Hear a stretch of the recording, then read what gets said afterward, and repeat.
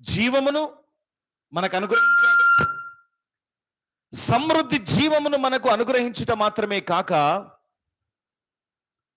సమృద్ధి కృపను కూడా మనకు అనుగ్రహించినట్టుగా మనం చూసాము. మూడవది, సమృద్ధి అయిన వాక్యాన్ని దేవుడు మనకు అనుగ్రహిస్తున్నాడు. ఎంత గొప్ప దేవుడు మన దేవుడు! వండర్ఫుల్ గా చదవండి. కొలస్సీ 3:16. సంగీతములతోనూ కీర్తనలతోనూ ఆత్మ సంబంధమైన పద్యములతోనూ ఒకనికి ఒకడు బోధించుచు బుద్ధి చెప్పుచు కృపాసహితముగా మీ హృదయములలో దేవుని గూర్చి గానము చేయుచు సమస్త విధములైన జ్ఞానముతో క్రీస్తు వాక్యము మీలో సమృద్ధిగా నివసింపనీయుడి. ఇది సజెషన్ కాదు, ఇది ఒక సలహా కాదు, ఇది ఆజ్ఞ. క్రీస్తు వాక్యము మీలో సమృద్ధిగా నివసింపనీయుడి. యేసుక్రీస్తు ఒక ఉపమానం చెప్పాడు.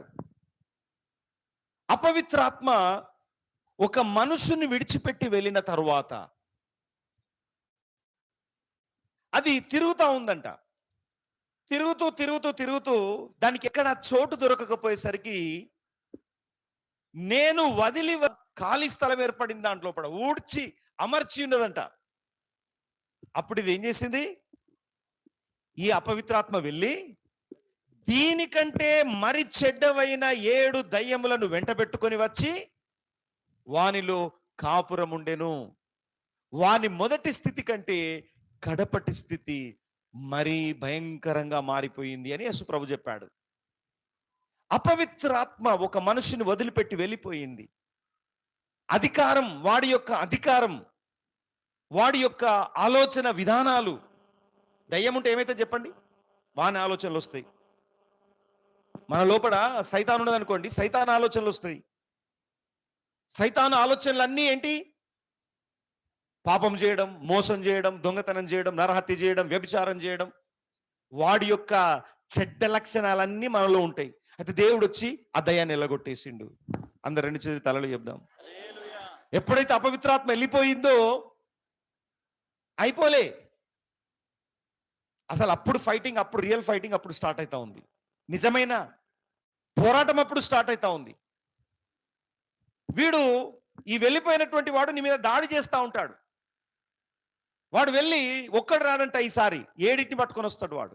అంటే ఫోర్స్ ఎక్కువైపోతుంది, దాడి ఎక్కువైపోతుంది. ఈ ఫోర్స్ని తట్టుకోవాలంటే ఒక్క దయ్యం పోయి ఇప్పుడు ఎన్ని అయినాయి మొత్తం చెప్పండి? 7 1 8 అయిపోయినాయి. అంటే ఇంతకుముందు కొంచెమే ఉండే దాడి ఇప్పుడు ఎక్కువైపోతుంది. అందుకనే ప్రభు చెప్పినటువంటి మాట ఏంటంటే ఖాళీగా ఊడ్చి అమర్చి ఉన్నదంట. ఖాళీగా ఉండడానికి వీల్లేదు. ఈ హృదయము వాక్యము చేత నింపబడి ఉండాలి. వాక్యము 2 అంచులు గల ఎటువంటి ఖడ్గము కంటేను అది వాడిగలది. ఈ హృదయములో వాక్యం ఎప్పుడైతే ఉంటుందో సాతానుడు రాలేడు. నీ హృదయంలో పరిశుద్ధాత్మ చేతను నింపబడాలి, వాక్యము చేతను నింపబడాలి. అప్పుడు సాతానుడు నిన్ను ముట్టుకోలేడు. అందుకనే ఈ వాక్యము సమృద్ధిగా మనం నింపుకోవాలి. మరి సమృద్ధిగా వాక్యాన్ని మనం నింపుకోవాలి అని అంటే 7 ప్రాముఖ్యమైన విషయాలను వాక్యం పట్ల మనం జరిగించాలి అని తెలుసుకున్నాం. 4 విషయాలు మనం నేర్చుకున్నాం. వాక్యం పట్ల మనం ఏం చేయాలో, వాక్యాన్ని మనం ఏం చేయాలో. నిన్నటి ఆదివారం కాక అంతకుముందు ఆదివారం మనం తెలుసుకున్నాం. చెప్పండి, మొట్టమొదటిది శ్రద్ధగా వినాలి. చెప్పండి, ఎలా వినాలి? ఇట్లా పెట్టిందంటే మీరు ఇట్లా పెట్టింటా అనుకుంతమంది. అంటే అర్థం ఏంటిది? ఇంకో 2 నిమిషాలు నువ్వు నిద్రపోతావు అని అర్థం. ఇట్లా చక్కగా వినాలి, చక్కగా పెట్టాలి, మీ తలలు చక్కగా ఉండాలి, మంచి కూర్చోవాలి, అలర్ట్గా. బిర్యానీ మీ ముందు పెట్టిండ్రు, ఇట్లుంటారా? ఎట్లుంటారు? చెప్పండి, ఎట్లుంటారు? రెడీ కావాలి. ఎంతమంది వాక్యం వినడానికి సిద్ధంగా ఉన్నారు? మరి సిద్ధంగా మంచి కూర్చోవాలా, అన్ని రెడీగా ఉండాలి. Praise the Lord, hallelujah. Number 1, వాక్యాన్ని శ్రద్ధగా వినాలి. నెంబర్ 2, వాక్యాన్ని చదవాలి. నెంబర్ 3, వాక్యాన్ని ధ్యానించాలి. నెంబర్ 4, వాక్యాన్ని కంఠస్థం చేయాలి. ఈ 4 ఎంతమంది చేసింది ఈ వారంలో? ప్రైజ్ ది లార్డ్, హల్లెలూయా. మీరు కేవలం వారు మాత్రమై ఉంటే మీకు ఏ విధమైన ప్రయోజనం లేదు. ఎంతమంది వాక్యాన్ని కంఠస్థం చేశారు? చేతులు ఎత్తాలి. అందుకనే పిల్లలకు మరోసారి యూత్ మీటింగ్ జరిగినప్పుడు మీరు కంఠస్థం చేసి గ్రూప్లో పెట్టండి అని చెప్పాను. మిగతా వాళ్ళు ఏమైనా ప్రేరేపించబడి మర్చిపోయిన వాళ్ళు జ్ఞాపకం వచ్చి వాళ్ళు కూడా చేస్తారంటే ఒక్క పురుగు కూడా అందులో పెడతలే. ప్రైజ్ ది లార్డ్, హల్లెలూయా. ఒక్క వ్యక్తి కూడా ఈ యూత్ పిల్లలు తప్ప వేరే వాళ్ళు కంఠస్థం చేసిన వాక్యాన్ని అందులో పెడతలేరు. ఖచ్చితంగా మీరు వాక్యాన్ని కంఠస్థం చేయాలి. యవనస్తులు మంచి చదువుకుంటున్నారు కాబట్టి వాళ్ళ పుస్తకాలతో పాటుగా యూజ్ అవుతున్నారు. కనీసం మీరు వారంలో ఒక్క వచనాన్ని జ్ఞాపకం చేయండి. వారంలో కనీసం ఒక్క వచనం అన్న నోటికి వస్తుందా మీకు? రాదా? రాదా? రాదా? వస్తుందా? దానికి స్తోత్రం. ఈ రోజు నుంచి రోజుకొక వచనాన్ని కంఠస్థం చేయండి.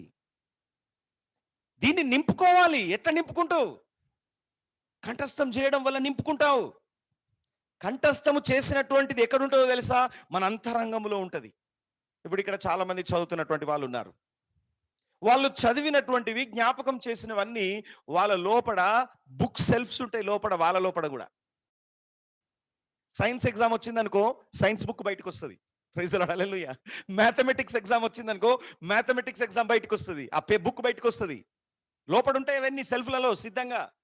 మనం కూడా మన సెల్ఫ్లలో వాక్యాన్ని నింపుకుంటూ ఉండాలి. అవసరం రాగానే, అవకాశం రాగానే, పరీక్ష రాగానే ఆ బుక్ బయటికి రావాలి. మన జీవితంలో పరీక్షలు వస్తాయి, మన జీవితంలో కష్టాలు వస్తాయి, మన జీవితంలో రకరకాల శోధనలు వస్తాయి. ఏ రకమైన శోధన అంటే ఏంటిది? పరీక్ష. వీళ్ళకి సంవత్సరానికి ఒకసారి పరీక్షలు వస్తాయి, కానీ క్రైస్తవులకు రోజు పరీక్షలు ఉంటాయి. ప్రైజ్ ది లార్డ్, హల్లెలూయా. అంటే రోజు పరీక్షలు ఉన్నప్పుడు రోజు వాక్యం అవసరం నీకు. అందుకని యేసుప్రభు ఏమన్నాడు? మనుష్యుడు రొట్టె మాత్రము చేత కాదు గాని దేవుని నోట నుండి వచ్చు ప్రతి మాట వలన జీవించును. యేసుప్రభు లోపల వాక్యము చేత నింపబడి ఉన్నాడు. ఆయన కూడా వాక్యం చదివాడు, ఆయన కూడా వాక్యం తెలుసు. అందుకనే పాత నిబంధనలో ఉన్నటువంటి వాటిని ఉదాహరిస్తూ యేసుప్రభు మాట్లాడుతూ ఉంటాడు. ఎక్కడన్నా మాట్లాడినప్పుడు మీకు గుర్తుందా? బైబిల్లో పాత నిబంధనలో ఉన్న విషయాలను యేసుప్రభు తీసి మాట్లాడడం ఏమైనా దృష్టాంతాలు గుర్తున్నాయా? యేసుప్రభు 12 సంవత్సరాల ప్రాయములో దేవాలయములో అక్కడున్నటువంటి యాజకులతో వాక్యాన్ని చర్చిస్తా ఉంటే వాళ్ళు జవాబులు చెప్పలేకపోయిందంట. ఇంత జ్ఞానం ఎక్కడిది? 12 ఏళ్లకే తప్పిపోతాడు కదా దేవాలయంలో. ఒక దినమంతా ప్రయాణం చేసిన తర్వాత యేసుప్రభు మాతో లేడని వాళ్ళకి అర్థమైంది. అరే అబ్బాయి ఏడని చూస్తే కనబడతలేడు. మళ్ళీ దేవాలయంలోనికి వచ్చి చూసరికి యేసుప్రభు ఆ దేవాలయంలో ఉన్నటువంటి వారితో ఛాలెంజ్ చెప్తున్నాడు. దీని అర్థం ఏంటో చెప్పంటే వాళ్ళు చెప్పలేకపోతున్నారు. బాల్యము నుంచే వాక్యాన్ని నేర్చుకున్నాడు. ఇప్పుడు చూడండి, సండే స్కూల్కు పిల్లల్ని పంపండి అంటే కొంతమంది పంపలేకపోతున్నారు. పిల్లలకు బైబిల్ కొనియట్లేదు. మీ పిల్లలకి ఎంతమందికి బైబిల్ కొనిచ్చారు? బైబిల్ ఎంతమంది కొనిచ్చారు మీ పిల్లలకి? హల్లెలూయా. మీ పిల్లలకు బైబిల్ కొనియండి. పుస్తకాలు కొనిస్తాం, బండెడు పుస్తకాలు, కానీ బైబిల్ మాత్రం కొనియం. బైబిల్ కొనియడానికి అబ్బో డబ్బు ఖర్చు అయిపోతుందేమో అనుకుంటారు కొంతమంది. బైబిల్ కొనుక్కోవడానికి కూడా డాక్టర్ దగ్గరికి పోతే వేలకు వేల రూపాయలు ఖర్చు పెడతారు. వాళ్ళకి కావాల్సిన, వాళ్ళతో ఉండాల్సిన ఈ జీవ గ్రంథాన్ని కొనుక్కోవడానికి భయపడతారు. 2 సంవత్సరాలకు ఒకసారి బైబిల్ మార్చండి. హలో, 2 సంవత్సరాలకు ఒకసారి ఏం చేయాలి? ఎందుకు మార్చాలి? నువ్వు దాంట్లో గీతలు పెట్టి పెట్టి పెట్టి ఒకటే అవగాహన ఉంటుంది ఆ వచనం మీద. నువ్వు 2 సంవత్సరాలకు ఒకసారి బైబిల్ మారిస్తే నూతనమైన అవగాహన పెరుగుతుంది, దాని మీద నూతనమైన ఆలోచన పెరుగుతుంది మళ్ళీ ఆ వాక్యం మీద ఎప్పటికప్పుడు. ఇప్పుడు ఇది 2000 సంవత్సరాల నుంచి ఉన్నటువంటి బైబిల్ గ్రంథం. ఈరోజు అద్భుతం ఏంటంటే, మరి ఎలియాజర్ బ్రదర్ 98వ కీర్తన ధ్యానిస్తామని ప్రిపేర్ అయ్యి వచ్చాడు. మరి నేను ఎలియాజర్ చెప్పింది నాకు తెలియదు, నేను ఆంటీకి చెప్పాను. మరి ఆంటీ కూడా అదే అధ్యాయం చదువుకొని వచ్చింది, 98వ అధ్యాయం సేమ్. ఒకవేళ వీళ్ళకి తెలియకుండా 2 రూముల్లో 98వ అధ్యాయాన్ని ఎలియాజర్ బ్రదర్ ఒక రూమ్లో, ఆంటీ ఇంకొక రూమ్లో వాక్యం చెప్పింది అనుకోండి, అవన్నీ రికార్డ్ చేస్తే పెడితే వేరు ప్రత్యక్షతలు ఉంటాయి. ఆంటీకి వచ్చిన ప్రత్యక్షతలు వేరే ఉంటాయి, ఎలియాజర్కి వచ్చిన ప్రత్యక్షతలు వేరే ఉంటాయి అందులో నుంచి. హలో, అంటే ఇన్ని లక్షల మంది, ఇన్ని కోట్ల మంది ఇదే వాక్యాన్ని చదువుతూ ఉంటే ఒక్కొక్కరికి ఒక్కొక్క రీతిగా ప్రత్యక్షపరచబడుతూ ఉంటుంది వాక్యం. అది ఎప్పుడు తాజాగానే ఉంటుంది. ఇది చదివినమి అయిపోయింది బోరు కొట్టే అంశం కాదు. ఇది ఎప్పుడు చదువు, అది నూతనంగా ఉంటుంది. అన్ని పుస్తకాలు చదివితే పాతబడిపోతాయి, కానీ బైబిల్ వాక్యం ఎప్పుడు క్రొత్తగా ఉంటుంది. అన్ని పుస్తకాలు పాతబడిపోతాయి, అన్ని విషయాలు పాతబడిపోతాయి, కానీ వాక్యం మాత్రం ఎప్పుడు క్రొత్తగా ఉంటుంది. అందుకని వాక్యము గొప్ప ధననిది. ఎంత తవ్వినా, ఎంత దాని ధనాన్ని మనం చేర్చుకున్నా అయిపోదు. కర్ణాటకలో కేజీఎఫ్ అని ఉంటుంది. కేజీఎఫ్ అంటే సినిమా కాదు, కోలార్ గోల్డ్ ఫీల్డ్స్. కేజీఎఫ్ అంటే బంగారు గని. ఆ బంగారు గనులను తవ్వి తవ్వి బంగారం అంతా తీసేస్తే ఇప్పుడు అదంతా బోసిపోయి ఉన్నది. అక్కడ ఏం లేదు, ఇప్పుడు తవ్వుత అయిపోయింది బంగారం అంతా. ఇప్పుడు తవ్వకాలు పెద్ద ఎడారిలాగా ఉంటుంది అక్కడ. KGF, the real KGF. So అయితే బైబిల్ మాత్రం నువ్వెంత తవ్వినా అయిపోదు. ఆమెన్ చెప్పండి, హల్లెలూయా చెప్పండి, హల్లెలూయా. ఇది ఎప్పుడూ నూతనంగా ఉంటుంది. దేవునికి మహిమ కలుగును గాక. అందుకనే వాక్యాన్ని కంఠస్థం చేయాలి, ధ్యానించాలి, వినాలి, చదవాలి. ఆమేన్. ఈరోజు అతి ప్రాముఖ్యమైనటువంటి విషయాలను మనము ధ్యానించబోతున్నాం. అతి ప్రాముఖ్యమైనటువంటి 4 విషయాలను కూడా ఈరోజు మనం ధ్యానించబోతున్నాం. ఆమేన్, హల్లెలూయా. 5వది, ఈ వాక్యాన్ని విన్నాము, చదివాము, ధ్యానించాము, కంఠస్థం చేశాం. బాగానే ఉన్నాయి ఇవన్నీ. నువ్వు చదివి, విని, ధ్యానించి, కంఠస్థం చేసినావు. కానీ 5వది అత్యంత ప్రాముఖ్యమైనది, లోబడాలి. 5వది ఏంటిదట? ఏది చదివినవో, ఏది విన్నావో, ఏ వాక్యాన్ని ధ్యానించావో, ఏ వాక్యాన్ని కంఠస్థం చేశావో, Number 5, you have to obey the word of God. This is very powerful. This is very important. వాక్యానికి లోబడడం ప్రారంభించాలి. యాకోబు రాసిన పత్రిక 1వ అధ్యాయం 22వ వచనం. James chapter 1 verse number 22. యాకోబు 1:22. ఎవడైనను వాక్యమును వినువాడయుండి దాని ప్రకారం ప్రవర్తింపని వాడైతే వాడు అద్దములో తన సహజ ముఖమును చూచుకొను మనుష్యుని పోలి ఉన్నాడు. వాడు తన్ను చూచుకొని వాడు వెంటనే మరిచిపోను కదా. 22వ వచనం. మీరు వినువారు మాత్రమై ఉండి మిమ్మును మీరు మోసపుచ్చుకొనకుండా వాక్య ప్రకారం ప్రవర్తించువారునై ఉండుడి. వాక్య ప్రకారము ప్రవర్తించువారునై ఉండుడి. Number 5, obey the word of God. Not only reading, not only meditating, not only memorizing. You have to obey the word of God. దేవుని యొక్క వాక్యానికి లోబడాలి. Amen. నువ్వెంత లోబడతావో వాక్యానికి, అన్ని ఆశీర్వాదాలతో నింపబడతావు. ఎంత వాక్యానికి లోబడతావో అంత అభిషేకం నీ లోపడి ఉంటుంది. ఎంత వాక్యానికి లోబడతావో అంత అధికారం నీ లోపల పనిచేస్తుంది. విధేయత. ఇప్పుడు నువ్వు వాక్యానికి లోబడకుండా,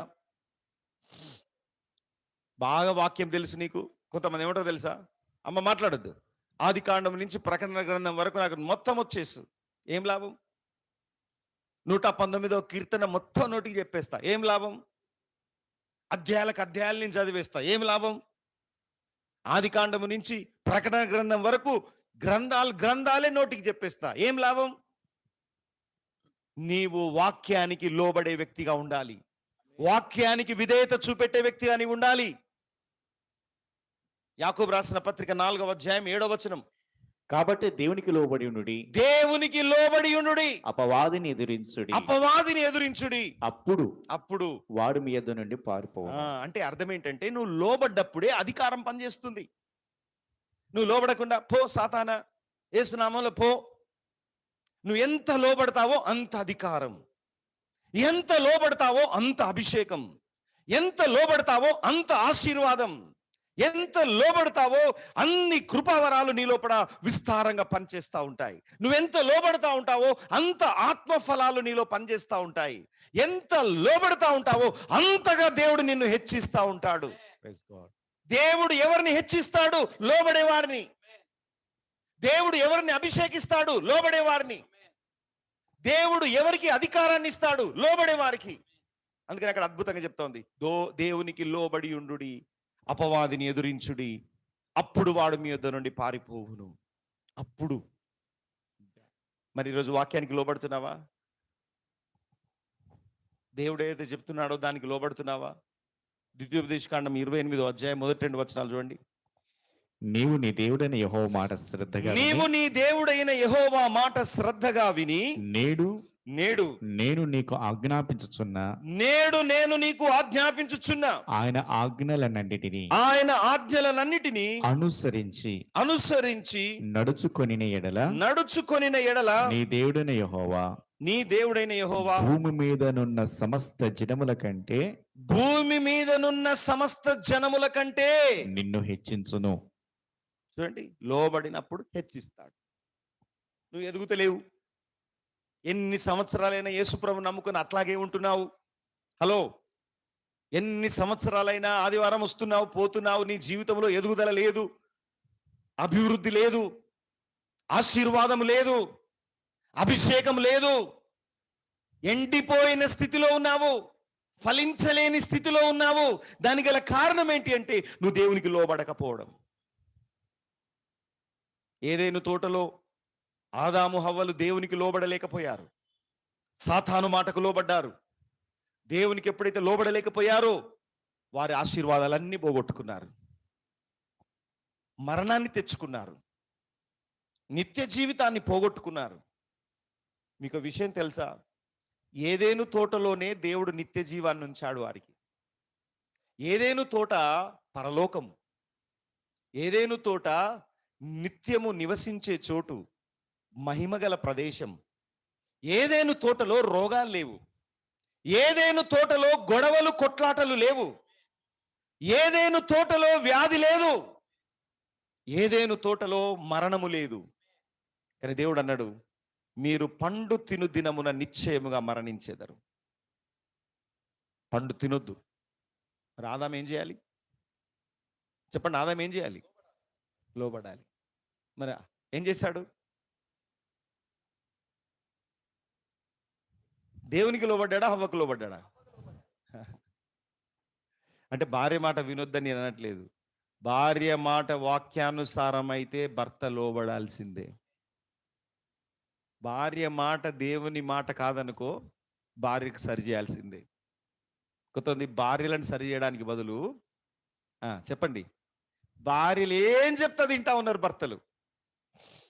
ఇట్లా గీత గీసి దాటొద్దు, దాటితే నీ పని అవుతుంది బిడ్డ అంటే కథమే, ఆ గీత లోపలనే కూర్చొని ఉంటా ఉన్నారు. Praise the Lord. Hallelujah, hallelujah. భార్యలు పీడించే భార్యలు ఉన్నారు కొంతమంది. దేవుని వాక్యానికి లోబడాలి. ఎంత అద్భుతం! పురుషుణ్ణి దేవుడు స్త్రీకి శిరస్సుగా పెట్టాడు. శిరస్సు శరీరముగా స్త్రీని పెట్టాడు. పైనుండి ఆజ్ఞలు వస్తాయి, కింది నుంచి ఆజ్ఞలు పైకి పోవు. ఈ శిరస్సుకు పైన ఎవరున్నారు? క్రీస్తున్నారు. చూడండి, ఇది ఒక క్రమం. కాబట్టి పురుషునికి లోబడి ఉండండి అని దేవుని వాక్యం చెప్తా ఉంది. ప్రభువునకు లోబడినట్టుగా మీ సొంత పురుషులకు లోబడి. ఒక్కోసారి మరి పురుషులు లోబడతలేడనుకో, వాక్యానికి లోబడతలేడనుకో, అప్పుడు ఈ స్త్రీ వాక్యానికి లోబడులాగున తన భర్త కోసం ప్రార్థన చేయాలి, కానీ పోరాటం చేయొద్దు. ఏం చేయాలి? భర్త కోసం గట్ట చెప్పండి, ఏం చేయాలి? కొంతమంది స్త్రీల దగ్గర ఉన్న ప్రాబ్లం అదే, పోరాటం చేస్తారు, వాళ్ళని ప్రేమించరు. వాడు తాగొస్తా ఉన్నాడు, నేను ఎందుకు ప్రేమించాలి? ఇంకెక్కువ ప్రేమించు. నీ లోబడని భర్తకు ఇంకెక్కువ ప్రేమించు. నీ ప్రేమ ద్వారా నీ భర్తను సంపాదించు. ఏమైనా హల్లెలూయా. అక్కడ పెట్టుకోపో, చేసుకోపో. మనకి ఏమవుతుంది? ఇది చర్చికి పోతుంది కానీ భర్తను చూసుకుంటలేదు కనీసము అని ఏం చేస్తాడు? నీ దేవుడు నాకొద్దు, నీలో పడినే మార్పు లేదు, నువ్వు భర్తకు లోబడట్లేదు కాబట్టి నీ దేవుడు నాకొద్దని వాడు ఇంకా తీవ్రవాదిలాగా తయారవుతాడు, మతోన్మాదిలాగా తయారవుతాడు. ఈ మతోన్మాదులను తయారు చేసేది ఎవరంటే క్రైస్తవులే. క్రైస్తవులు నిజమైన ప్రేమను చూపెడితే మతోన్మాదులు కూడా మారి రావాల్సిందే దేవుని దగ్గరికి. ప్రేమను మించిన శక్తి ఇంకొకటి లేదు. ఆ ప్రేమ ద్వారా అందరూ లోబడాల్సిందే. హల్లెలూయా. చూడండి, దేవుని యొక్క మాటకు లోబడకపోతే ఎంత ప్రమాదమో బైబిల్ వాక్యం చెప్తా ఉంది. యెషయా గ్రంథం 5వ అధ్యాయం తీయండి, అందరు తీయండి, రాసుకోండి. 24వ వచనం.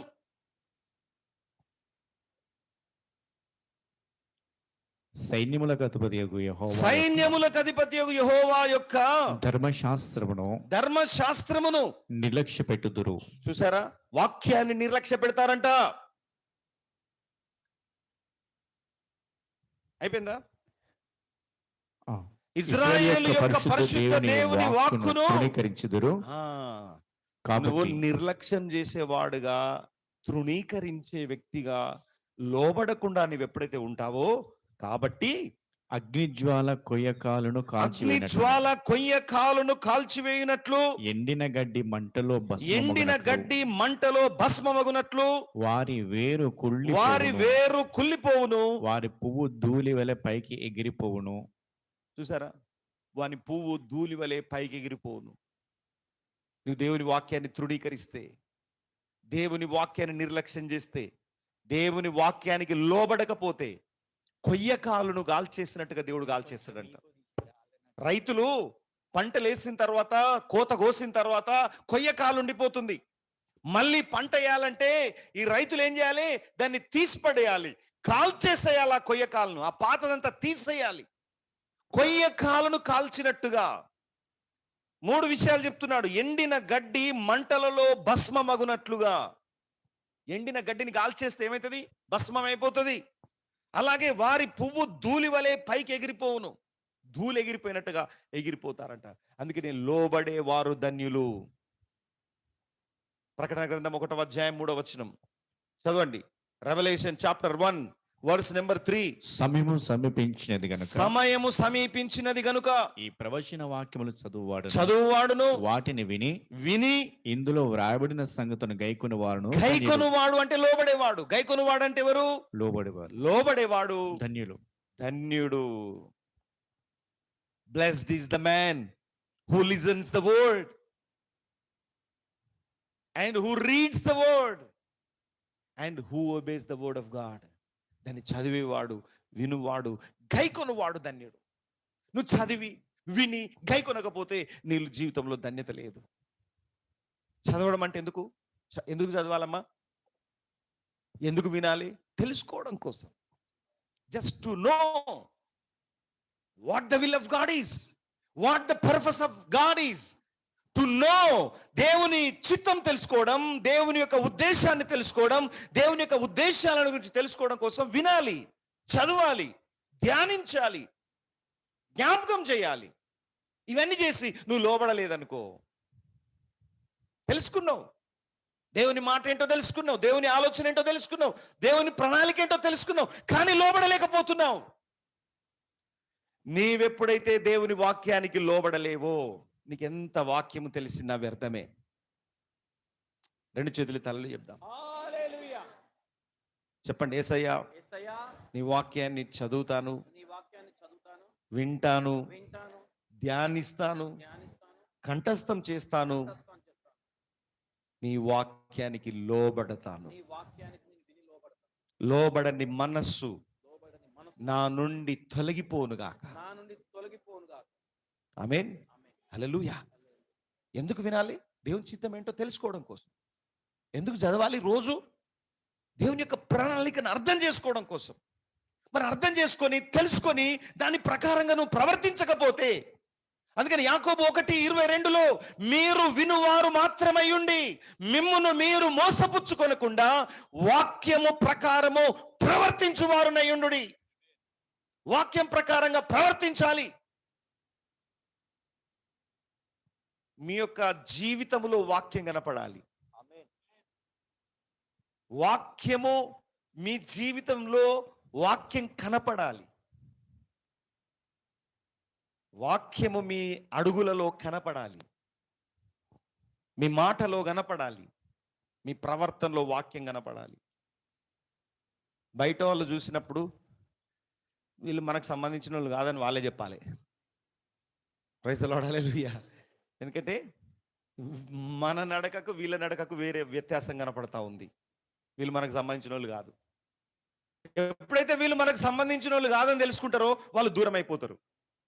వీళ్ళు మనకు సంబంధించిన వాళ్ళే అని ఎప్పుడైతే తెలుసుకుంటారో వాళ్ళు దగ్గర అవుతారు. మనం అందరితో స్నేహం చేయాలి, అందరితో సమాధానంగా ఉండాలి. కానీ వారి యొక్క జీవిత విధానాల్లో మనం వెళ్ళకూడదు. ఎంతమంది వాక్యానికి లోబడుతున్నారు? ప్రైజ్ ది లార్డ్, హల్లెలూయా. మీరు ధన్యులు. పక్క వాళ్ళకి చెప్పండి, మీరు ధన్యులు అని.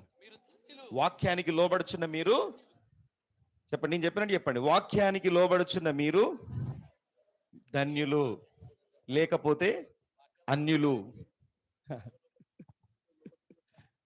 ధన్యులా అన్యులా? ఎంతమంది ధన్యులుగా ఉండాలని ఉంది? ఇక్కడ ఎంతమంది ఉన్నారు ధన్యులు? మరి గట్టిగా హల్లెలూయా చెప్పండి యేసయ్యకి. హల్లెలూయా. ఓకే, నేను వాక్యానికి లోబడుతున్నాను. 5వది. 6వది, వాక్యానికి లోబడడం మాత్రమే కాదు, ఇంకా కొన్ని మనం చేయాల్సినవి ఉన్నాయి. ఏం చేయాలనంటే ఈ వాక్యాన్ని మనము నోటితో పలకాలి. 6వది, వాక్యాన్ని నోటితో పలకాలి. చూడండి, రోమా 10వ అధ్యాయము 8 నుండి 10 వచనాలు. రోమీలకు రాసిన పత్రిక రాసుకోవాలమ్మా అందరు, ఇది చాలా ప్రాముఖ్యమైనది నేను ఇప్పుడు మాట్లాడే అంశము. అదేమని చెప్పుచున్నది? Topic is very important.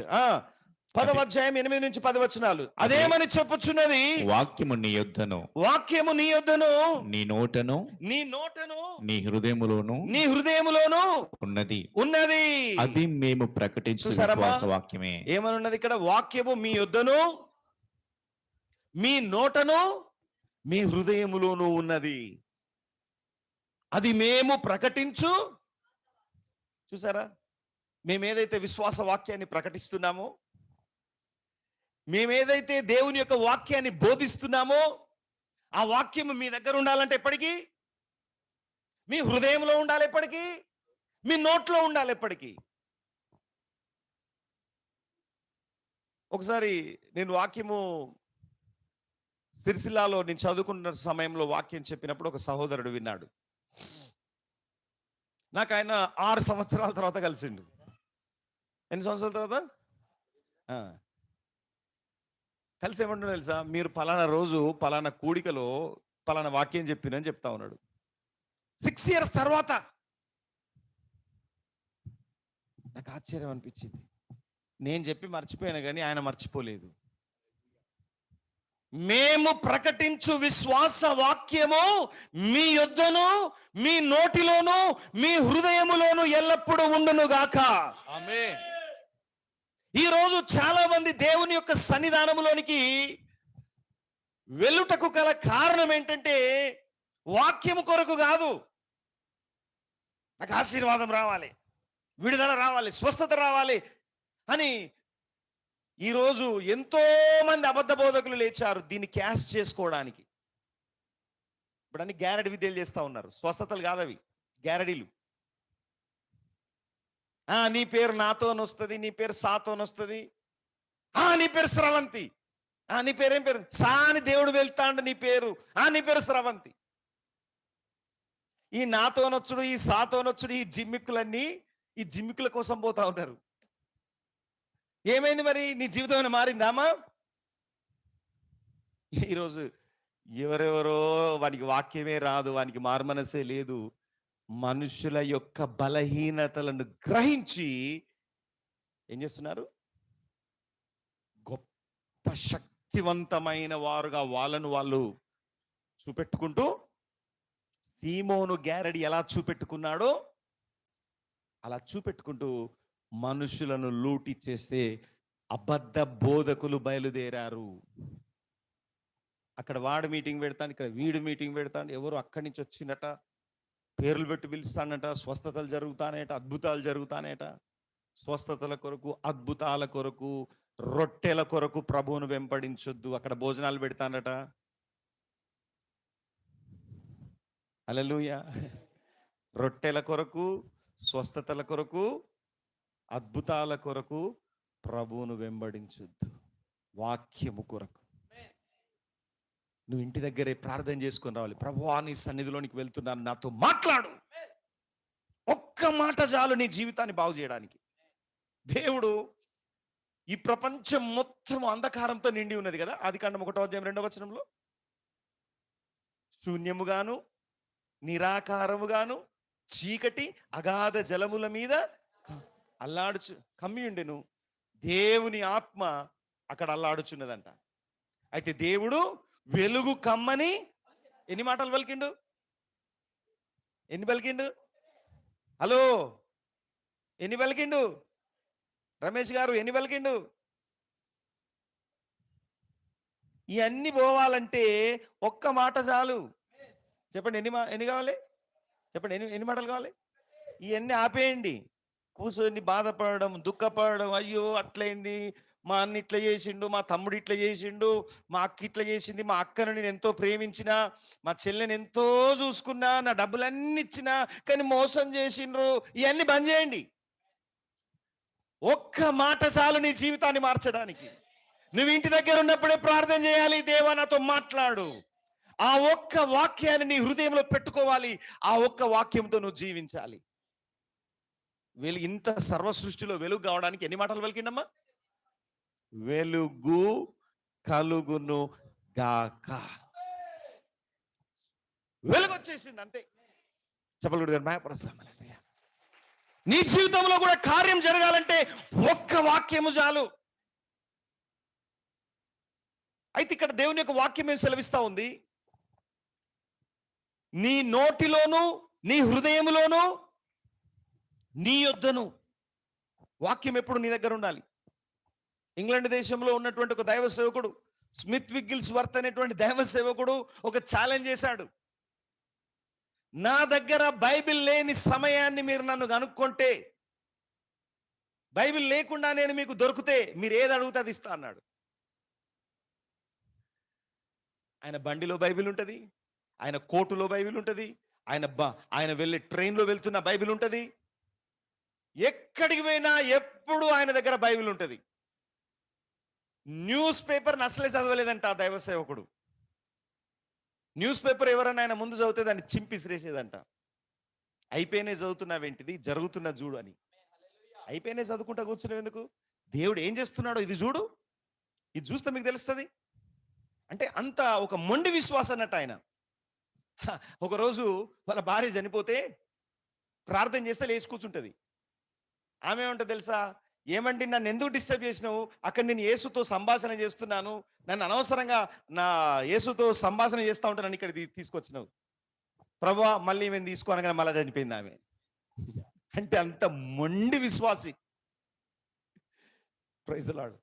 చనిపోయిన వాళ్ళని 14 మందిని లేపిండు ఆయన. Praise the Lord, hallelujah. అయితే ఆయన ఏమన్నాడంటే, ఈ వాక్యము ఎల్లప్పుడూ నాతో ఉండాలి, ఎల్లప్పుడూ నా హృదయంలో ఉండాలి, ఎల్లప్పుడూ నా నోట్లో ఉండాలి. మీరు వాక్యానికి విరుద్ధమైన మాటలు ఎప్పుడైతే నీ నోట్లో నుంచి వస్తాయో సాతానుకు వినబడతాయి. ఎవరికి వినబడతాయి? సాతానుకు వినబడడం మాత్రమే కాకుండా ఆ మాటలు సాతానును ఆకర్షిస్తాయి. ఏమనిపిస్తుందో తెలుసా? ఆహా ఎంత అద్భుతంగా ఉన్నాయి ఈ మాటలు. ఏ మాటలు? నువ్వు మాట్లాడే మాటలు, నువ్వు మాట్లాడే అబద్ధాలు, నువ్వు మాట్లాడే బూతులు, నువ్వు మాట్లాడే నెగిటివ్ పదాలు. నాకు ఇక అద్భుతం జరగదు, నాకు దేవుడు ఏం చేయడు, నేను ఎప్పటికి ఇట్లాగే పేదవాడిని, నేను ఎప్పుడు బలహీనుణ్ణి అని ఎప్పుడైతే నువ్వు అనుకుంటా కూర్చుంటా ఉంటావో అవి సాతానుకు సంతోషం కలిగిస్తూ ఉంటాయి. గవర్నమెంట్ వాళ్ళు ఫోన్లను ట్యాపింగ్ చేస్తారు. మీకు తెలియకుండానే ఒక్కోసారి మన ఫోన్లు కూడా ట్యాప్ అవుతాయి. కొన్ని పలకరాని పదాలు మనం పలికినప్పుడు అందులో సిస్టమ్స్లో కొన్ని ఫీడ్ చేసి పెట్టుకుంటారు. ఈ పదాలు వస్తే వాని ఫోన్ ట్యాప్ చేయండి అని. Praise the Lord. అయితే మనకు తెలియకుండానే నువ్వు కొన్ని మాటలు, అంటే ప్రభుత్వానికి చట్ట విరుద్ధమైన మాటలు నువ్వు ఎప్పుడైతే పలుకుతావో నీ ఫోన్ రికార్డ్ చేసుకుంటుంది అదే ఆటోమేటిక్గా. నీ సంభాషణ మొత్తం నువ్వు ఎవరితో మాట్లాడినావు, ఏం మాట్లాడినావో మొత్తం రికార్డ్ అవుతుంది. అవి స్క్రూటినీ చేసుకుంటారు. వీళ్ళు మాట్లాడింది కానీ ఇందులో ఏం లేదు, వీళ్ళు మాట్లాడుకున్నారు కానీ ఇందులో, కానీ ఇందులో ఏదో మాట్లాడింది, ఇందులో ఏదో ఉన్నది, దేశానికి సమాజానికి హాని కలిగించేది ఏదో ఉన్నదంటే వెంటనే నీ మీద దాడి జరుగుతుంది. మనకు తెలియకుండానే మన ఫోన్లు ట్యాప్ అవుతాయి. ఆ పదాలు నువ్వు వాడినప్పుడు, కొన్ని వాడకూడని పదాలు నువ్వు వాడినప్పుడు. అట్లనే నిజం చెప్తున్నాను, అబద్ధం కాదు. ఎందుకు సమాజంలో ఉన్నటువంటి ఈరోజు శాంతి భద్రతలు ఈ విధంగా ఉన్నాయనుకుంటున్నారు? మీ ప్రతి అడుగు మానిటరింగ్ అవుతా ఉంది. పోలీసుల కండ్లను కప్పి నువ్వు ఏం చేయలేవు. నీకు తెలియకుండానే సీసీ కెమెరాలు నిన్ను ఫాలో అవుతూ ఉంటాయి. నువ్వు సీసీ కెమెరాలో ఉంటావు నీకు తెలియకోకుండానే. అయితే సాతానుడు కూడా ఏం చేస్తూ ఉంటాడంటే, నీ నోట్లో నుంచి వచ్చే కొన్ని అద్భుతమైన పదాల కోసం వాడు ఎదురు చూస్తూ ఉంటాడు. నీ నోట్లో నుంచి పలకకూడని మాటలు ఎప్పుడైతే నువ్వు పలుకుతావో వానికి పండుగే పండుగ. వాడు ఆ మాటను పట్టుకొని నీ జీవితంలోనికి వచ్చి నీ జీవితాన్ని మొత్తం నాశనం చేసిపోతాడు. ఎందుకంటే ఇంకేమంటాడు తెలుసా? వాడు దేవుని దగ్గరికి పోయి, ఈమెట్లా పలికింది కాబట్టి నేను వచ్చిన, నాకు హక్కు ఉన్నది. నీవు ఎవరో అని ఎప్పుడు తెలియపరచబడుతుందంటే నీ మాటను బట్టి తెలియపరచబడుతుంది.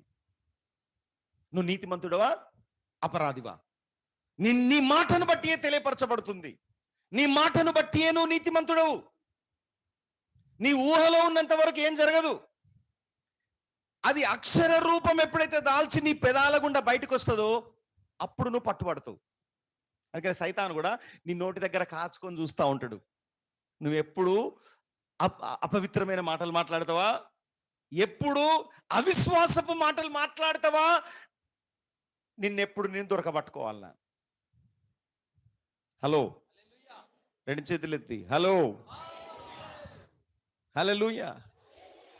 అందుకనే నీ నోటి మాటలు వాక్యానుసారమైనవి ఉండాలి కదా. నరం లేని నాలుక అంటారు. ఏదొస్తే అది మాట్లాడేస్తారు. నువ్వు మాట్లాడే ప్రతి మాటకు లెక్క అప్పచెప్పాలి. ఇక్కడ అప్పచెప్పాలి, అక్కడ అప్పచెప్పాలి. నువ్వు మాట్లాడే ప్రతి మాట నీ జీవితంలోనికి శాపాన్ని మోసుకొని వస్తూ ఉంది, నీ జీవితంలోనికి శ్రమల్ని మోసుకొని వస్తూ ఉంది, నీ జీవితంలోనికి కష్టాలను మోసుకొని వస్తూ ఉంది. నీ మాటల చేత నీవు చిక్కుబడి ఉన్నావు. నీ మాటల చేత నీవు దొరకబడ్డావు సాతాను చేతిలో. అందుకనే నీ మాటలను మార్చుకోవాలి. విశ్వాసంతో పలకడం ప్రారంభించాలి. ఈ వాక్యాన్ని నీ హృదయంలో ఉంచుకోవడం మాత్రమే కాదు, ఈ వాక్యాన్ని పలకడం ప్రారంభించాలి. ఈ వాక్యాన్ని నీ నోటి గుండా ఒప్పుకోవడం ప్రారంభించాలి. ఏ ఆదివారం రోజు నువ్వు వాక్యం వింటున్నావు కదా, దేవుని యొక్క సన్నిధానంలో వాక్యం ఏదైతే నీ దగ్గరకు వస్తా ఉందో ఆ వాక్యాన్ని ఒప్పుకోవడం ప్రారంభించాలి. ఆ వాక్యాన్ని పలకడం ప్రారంభించాలి. ఏదో విని టైం పాస్ చేస్తే సరిపోదు, ఆ వాక్యాన్ని పలకాలి. మళ్ళీ హెబ్రీలకు రాసిన పత్రిక 13వ అధ్యాయము 5-6 వచనాలు రాసుకోండి. హెబ్రీ 13వ అధ్యాయం 5-6 వచనాలు త్వరగా, తొందరగా. హెబ్రీ 13:5-6. ఎస్. ధనాపేక్ష లేని వారై మీకు కలిగిన వాటితో తృప్తి పొంది ఉండండి. నిన్ను ఏ మాత్రమును విడువను. చూసారా, దేవుడు వాగ్దానం చేస్తున్నాడు. అమ్మ వినండి, నిన్ను ఏ మాత్రము విడువను, నిన్ను ఎన్నడూను ఎడబాయను అని ఆయనే చెప్పాను కదా. కాబట్టి ప్రభువు నాకు సహాయుడు, నేను భయపడను. నరమాత్రుడు నాకు ఏమి చేయగలడు అని మంచి ధైర్యముతో చెప్పగల వారమై ఉన్నాము. అండర్లైన్ చేసుకోండి. మంచి ధైర్యముతో చెప్పాలంట. దేవుడు వాగ్దానం ఇచ్చాడు, దాన్ని నేను చెప్పాలి. దేవుడు వాగ్దానం ఇచ్చాడు, దాన్ని నేను ఒప్పుకోవాలి. 6వది దేవుని వాగ్దానమును ఒప్పుకొనుట. దేవుని వాక్యమును ఒప్పుకొనుట, దేవుని యొక్క వాక్యమును పలుకుట. నీ నోట్లోంచి పలకాలి. దేవా, ఇక్కడ ఈ విధంగా నువ్వు సెలవిచ్చావు, ఈ వాక్యం ప్రకారం నా జీవితంలో జరుగునుగాక. బైబిల్లో ఉంది, ఆయన పొందిన గాయముల ద్వారా మీరు స్వస్థత నొందితిరి. 1 పేతురు 2:24 స్వస్థత నొంది తిరిగి. అప్పుడు నువ్వేం చేయాలి? యేసు పొందిన దెబ్బల ద్వారా నేను స్వస్థత పొంది ఉన్నాను. ఇంకా నీ శరీరంలో ఒక పక్కన రోగం బాధ పెడుతున్నప్పటికీ నీవు నోరు తెరిచి ఈ వాగ్దానాన్ని పలకాలి. రోగాన్ని ఒప్పుకోవద్దు, దేవుని వాగ్దానాన్ని ఒప్పుకోవాలి. ఏం ఒప్పుకోవాలి? నీ పేదరికాన్ని ఒప్పుకోవద్దు, దేవుని యొక్క ఐశ్వర్యాన్ని ఒప్పుకోవాలి. ఆయన ధనవంతుడయుండియు తన దారిద్ర్యం వలన మిమ్మును ధనవంతులనుగా చేయవలనని మీ నిమిత్తము ఆయన దరిద్రుడాయను. 2 కొరింథీ 9:8. అప్పుడు నువ్వేం చెప్పాలి తెలుసా?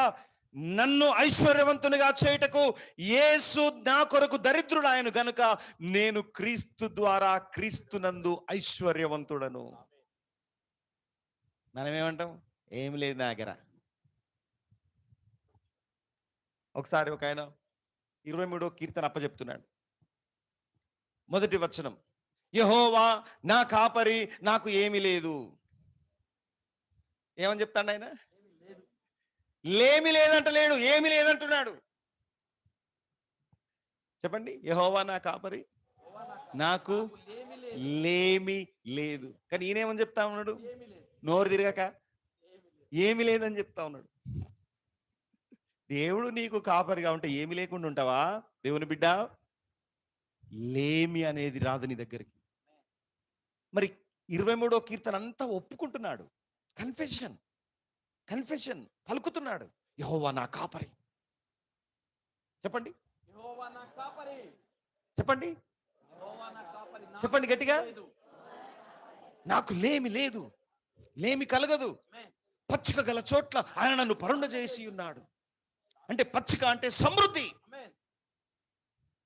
శాంతికరమైన జలముల చెంత ఆయన నన్ను నడిపించుచున్నాడు. తన నామమును బట్టి నీతి మార్గములలో నన్ను నడిపించుచున్నాడు. గాఢంధకార లోయలో నేను సంచరించినను భయపడేది లేదు. చెప్పండి, నేను భయపడా. ఏంటిదట ఇదంతా? ఒప్పుకోలు, విశ్వాసముతో కూడిన ఒప్పుకోలు, వాక్యం యొక్క ఒప్పుకోలు. ఈయన ఎప్పుడైతే ఇలా పలుకుతున్నాడో అదే జరుగుతుంది. నువ్వు ఏది పలుకుతావో అదే జరుగుతుంది. చెప్పండి అందరూ, నేనేది పలుకుతానో, నేనేది ఒప్పుకుంటానో అదే జరుగుతుంది. విశ్వాసంతో ఒప్పుకోవాలి, విశ్వాసంతో చెప్పాలి, విశ్వాసంతో ఆజ్ఞాపించాలి. నాకు లేమి కలగదు, నేను భయపడను. హల్లెలూయా. కాబట్టి హెబ్రీ 13వ అధ్యాయం 5-6 వచనాలు ఎంత అద్భుతంగా ఉన్నాయి. ప్రభువు నాకు సహాయకుడు అని మంచి ధైర్యంతో చెప్పవలను. 6వ వచనం చదవండి. కాబట్టి అని రాయబడింది. దేవుడు వాగ్దానం చేసిండు కాబట్టి ప్రభు నాకు సహాయుడు, ప్రభువు నాకు సహాయుడు, నేను భయపడను, నరమాత్రుడు నాకేమి చేయగలడు అని మంచి ధైర్యముతో చెప్పగల వారమై ఉన్నాము. చెప్పాలంట. చెప్పండి, ఎలియాజర్ను చదివి అని ఎలియాజర్ వెనకాల చెప్పండి అందరూ. ప్రభు నాకు సహాయుడు, చెప్పండి అందరూ. మళ్ళీ చెప్పండి, తర్వాత ప్రభు నాకు సహాయుడు, నేను భయపడను. చెప్పండి, నేను భయపడను. నరమాత్రుడు నాకేమి చేయగలడు అని మంచి ధైర్యముతో చెప్పగల వారమై ఉన్నాము. చెప్పాలి. నువ్వు ఎప్పుడైతే ఈ మాటలు చెప్తావో దేవదూతలు రెడీగా ఉన్నారు నీ జీవితంలో కార్యాలు చేయడానికి. ఒక పక్కన దయ్యం ఎదురు చూస్తా ఉంది, నీ నోట్లోంచి ఏం మాటలు వస్తాయో ఒక పక్క దేవదూతలు ఎదురు చూస్తున్నారు. ఎవరిని ఆకర్షిస్తావు? ఇప్పటిదాకా ఎవరిని ఆకర్షించినవు? దయ్యాన్ని ఆకర్షించినవా? దేవుని ఆకర్షించినవా? నీ నోటిలో నుండి వాక్యాలు వెలువడుతున్నప్పుడు దేవదూతలు ఆ వాక్యాన్ని నెరవేర్చడానికి నీ దగ్గరికి పరిగెత్తుకొని వస్తారు. ఒకవేళ వాక్యానికి భిన్నమైన మాటలు, దేవునికి విరుద్ధమైన మాటలు, లోకానుసారమైన మాటలు ఎప్పుడైతే నువ్వు మాట్లాడతావో సాతానుడు నీ దగ్గరికి పరిగెత్తుకొని వస్తాడు. చెప్దాం, ఈ రోజు నుండి చెప్పండి అందరూ, ఈ రోజు నుండి సాతానుడు నా జీవితములో కార్యము చేయకుండా నా నోటి మాటలను వాక్యము చేత నింపుతున్నాను. నువ్వు ఆలోచిస్తే రాడు సాతానుడు నీ దగ్గరికి. నోటితో పలికిన క్షణంలోనే వాడు వస్తాడు, ఫోన్లు ట్యాప్ అయినట్టుగా. నువ్వెప్పుడైతే వాక్యాన్ని పలకడం ప్రారంభిస్తావో వెంటనే దేవదూతలు యాక్టివేట్ అయిపోయి నీ దగ్గరకు వచ్చేస్తారు. ఇదే సూత్రం. నీ జీవితంలో కార్యాలు జరగాలంటే ఇదే. పరిశుద్ధాత్మ శక్తి, దేవుని దూతల సమూహాలు నువ్వు పలికినటువంటి వాగ్దానాలను బట్టి, వాక్యాన్ని బట్టి పరిగెత్తుకొని వచ్చేస్తారు. హల్లెలూయా. అందుకని ఈ వాగ్దానాలు నోటితో పలకాలి.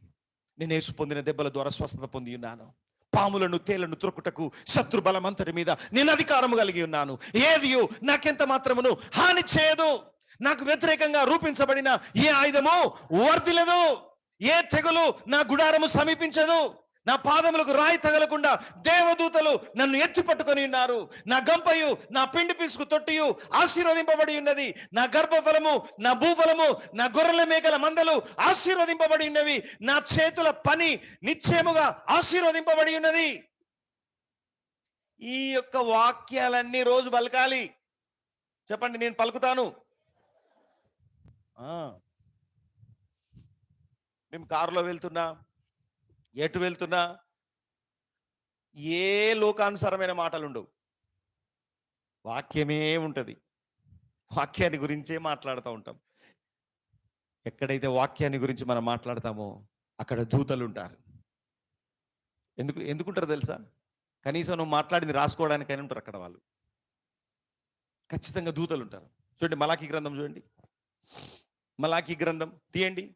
దేవుని బిడ్డలు కలిస్తే వాళ్ళ గురించి వీళ్ళ గురించి మాట్లాడతారా? మాట్లాడితే ఏం జరుగుతుందో తెలుసా? దురాత్మలన్నీ వచ్చేసి నువ్వు ఎవరి గురించి మాట్లాడుతున్నావో యెహోవా యందు భయభక్తులు గల వచనం వారు చెప్పండి. 3:16 3:16 రాసుకోండి ఈ మాటను. మలాకి 3:16. అప్పుడు యెహోవా యందు భయభక్తులు గలవారు, యెహోవా యందు భయభక్తులు గలవారు ఒకరితో ఒకరు మాటలాడుకొనుచుండగా, ఒకనితో ఒకరు మాటలాడుకొనుచుండగా యెహోవా చెవి యొగ్గి యెహోవా చెవి యొగ్గి ఆలకించెను. ఆహా, మరియు ఆహా అనండి ఒకసారి. ఆహా, అలా ఉండాలి మన మాటలు. దేవుని బిడలం కలిసినప్పుడు వాక్యం తప్ప వేరేది ఏం మాట్లాడద్దు. వాక్యాన్ని గురించి ఆలోచన చేయాలి, వాక్యాన్ని గురించి ముచ్చట పెట్టాలి, వాక్యాన్ని గురించి మాట్లాడాలి. వాక్యం ఇక్కడ ఎంత అద్భుతంగా చెప్తుంది కదా, దేవుడు ఇక్కడ ఎంత గొప్ప కార్యం చేశాడు కదా, దేవుడు ఎంత మంచి దేవుడు కదా. ఆయన విని ఆహా ఏమంటున్నాడు? నా బిడ్డలు చూడండి, 24 గంటలు నా వాక్యంలో ఉన్నారు. ఆహా అంటున్నాడా? ఇంకేమైనా అంటున్నాడా? చదవండి, తర్వాత చూడండి. Go head. మరియు యెహోవా యందు భయభక్తులు కలిగి ఆయన నామమును స్మరించుచు ఉండు వారికి జ్ఞాపకార్థముగా ఒక గ్రంథము ఆయన సముఖమునందు వ్రాయబడెను. ఆమేన్, హల్లెలూయా.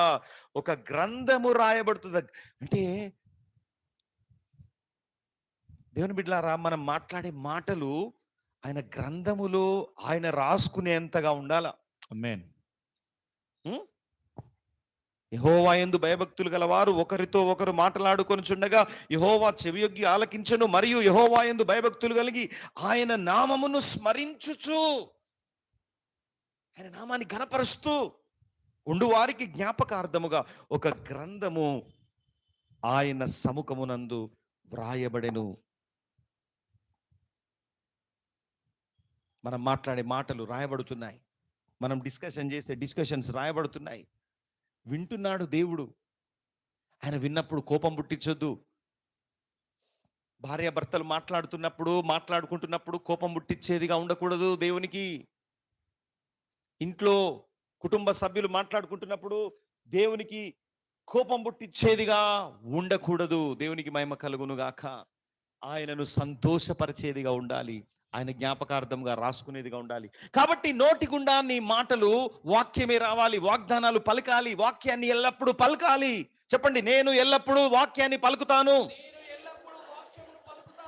స్నేహితులతో ఉన్నప్పుడు వాక్యాన్ని పలుకుతాను, సంఘస్థులతో ఉన్నప్పుడు వాక్యాన్ని పలుకుతాను, వాక్యాన్ని గురించి మాట్లాడుతాను, వాక్యాన్ని చర్చిస్తాను. ఆహా, ఎంత గొప్ప మాట. దేవునికి మహిమ కలుగును గాక. అందరు రెండు చేతులు తలలు చెప్దాం యేసయ్యకి. మీ నోరు వాక్యాన్ని ఉచ్చరించునుగాక, మీ నోరు వాక్యాన్ని గురించి పలుకునుగాక. రెండు చేతులు తలలు చెప్దాం. ఎస్. ఏడవది మనం నేర్చుకుందాం.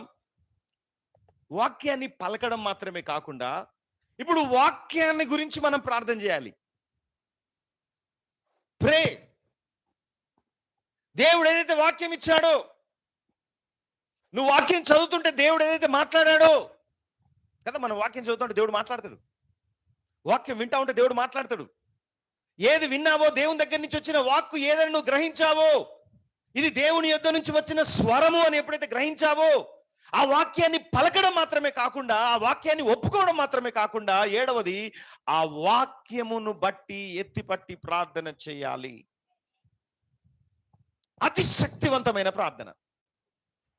భూమి మీద అత్యంత శక్తివంతమైన ప్రార్థన ఏంటంటే, నీ సొంత మాటలతో చేసే ప్రార్థన కాదు, వాక్యాన్ని ఎత్తిపట్టి చేసే ప్రార్థన శక్తివంతమైనది. దానియేలు ఇర్మియా గ్రంథాన్ని చదివినప్పుడు దేవుని ప్రజలు బబులోను దేశములో 70 సంవత్సరాలు బందీలుగా ఉంటారు. తరువాత దేవుడు వారి దేశాన్ని వారికి తీసుకొని వెళ్తారు. తిరిగి వారి పొలాలను వాళ్ళు ఆక్రమించుకుంటారు. వారి ఇండ్లలోనికి వారు వెళ్ళిపోతారు. వారి యొక్క దేవాలయం కాలిపోయిన ఆ దేవాలయాన్ని తిరిగి కట్టించుకుంటారు. 70 సంవత్సరాలు మాత్రము వారు పొలాలు వదిలిపెట్టాలి, వారి గృహాలు వదిలిపెట్టాలి, వారి మందిరాన్ని వదిలిపెట్టి అన్య దేశమైన బబులోను దేశంలో ఉంటారు. తర్వాత నేను వారిని తీసుకొని వస్తానని ఇర్మియా ప్రవక్త ద్వారా దేవుడు సెలవిచ్చాడు. మరి ఆ బంధకాలలో, ఆ 70 సంవత్సరాల బందీలుగా ఉంటున్నటువంటి కాలములో దానియేలు లేఖనాలను తిరిగేస్తున్నాడు. అందరేమో శ్రమలను గురించి చూసి బాధపడుతుంటే ఈయన వాక్యాన్ని చదువుతున్నాడు. దానియేలు వాక్యాన్ని చదువుతా ఉంటే దేవుడు నియమించిన 70 సంవత్సరాల కాలం అయిపోయిందని ఎప్పుడైతే తెలుసుకున్నాడో, దానియేలు గ్రంథం 9వ అధ్యాయం 2-3 వచనాలు చదవండి. 21 రోజులు గోనె పట్టా కట్టుకొని ఆ వాగ్దానం నెరవేర్పు జరగాలని ప్రార్థన చేశాడు. ఈరోజు నీవు కూడా ఉపవాసం ఉండి ప్రార్థన చేయి. వాక్యానికి విరుద్ధమైన పరిస్థితులు నీ జీవితంలో ఉంటే, వాక్యానికి విరుద్ధమైనటువంటి సమస్యలు నీ జీవితంలో ఉంటే, వాక్యాన్ని ఎత్తిపట్టి ఉపవాసం ఉండి ప్రార్థన చేయి. చదవండి దానియేలు 9వ అధ్యాయం 2-3 వచనాలు. అతని ఏలుబడిలో మొదటి సంవత్సరమందు దానియేలును నేను యెహోవా తన ప్రవక్తయగు ఇర్మియాకు సెలవిచ్చి తెలియజేసినట్లు, యెరూషలేము పాడుగా ఉండవలసిన 70 సంవత్సరములు సంపూర్తి అవుతున్నవని గ్రంథముల వలన గ్రహించి తిని. గ్రంథముల వలన గ్రహించి తిని చదువుతున్నాడు ఈయన, చదివే వ్యక్తి. అంతటా నేను గోనె పట్టా కట్టుకొని ధూళి తలపైన వేసుకొని ఉపవాసముండి ప్రార్థన విజ్ఞాపనలు చేయుటకై ప్రభువుకు దేవుని ఎదుట నా మనస్సును నిబ్బరము చేసుకుంటేని నేను నా దేవుడిని యెహోవా ఎదుట ప్రార్థన చేసి ఒప్పుకున్నదేమనగా. చాలు ఇట్లా 21 రోజులు ఉపవాస ప్రార్థన చేశాడు. అన్నం తినలేదు, గోనె పట్ట కట్టుకున్నాడు. ఎందుకంటే ఈయన లెక్కలేసిండు, ఏ సంవత్సరంలో యెరూషలేం నుంచి బయటకు వచ్చాం, యూదా రాజ్యం నుంచి, పలానా సంవత్సరం, ఇది ఎన్నో సంవత్సరం, ఇప్పుడు లెక్కలేశాడు. 70 సంవత్సరాలు దాటిపోయింది. కానీ దేవుడు ఏమన్నాడు, మీరు 70 సంవత్సరాలే ఉంటారు అక్కడ, మరి ఆయన బయటికి రాలేదు అంటే గుర్తుపెట్టుకోండి. హలో, ఇది చాలా సీరియస్ మ్యాటర్ నేను చెప్తున్నాను. దేవుని వాగ్దానాలు వాటంతట అవి నెరవేర్పు జరగవు. ఆ వాగ్దానాలను నమ్మి ప్రార్థన చేసినప్పుడే కార్యాలు జరుగుతాయి. ఇవి తల కింద పెట్టుకొని పండుకుంటే ఇవి నెరవేర్పు జరగవు.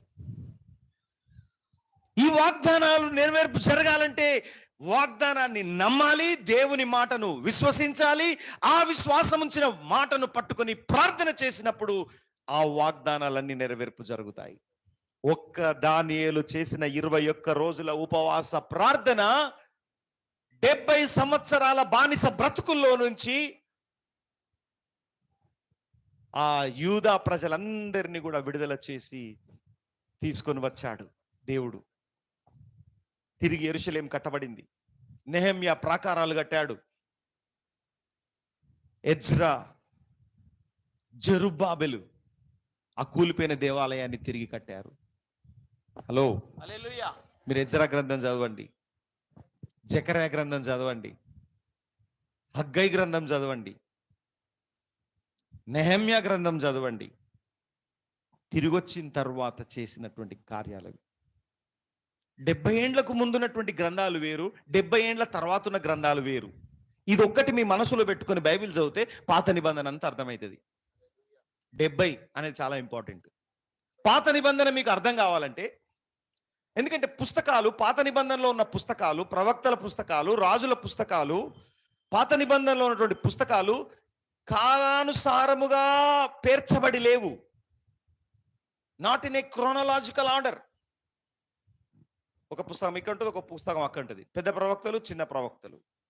అయితే ఇదంతా అర్థం కావాలంటే 70వ సంవత్సరానికి ముందున్న ప్రవక్త, ఈయన తర్వాత ఉన్న ప్రవక్త, 70 సంవత్సరానికి ముందున్నటువంటి వారా, తర్వాత ఉన్నటువంటి వారా అని మీ మనసులో అర్థం చేసుకుంటే పుస్తకం అర్థమవుతుంది.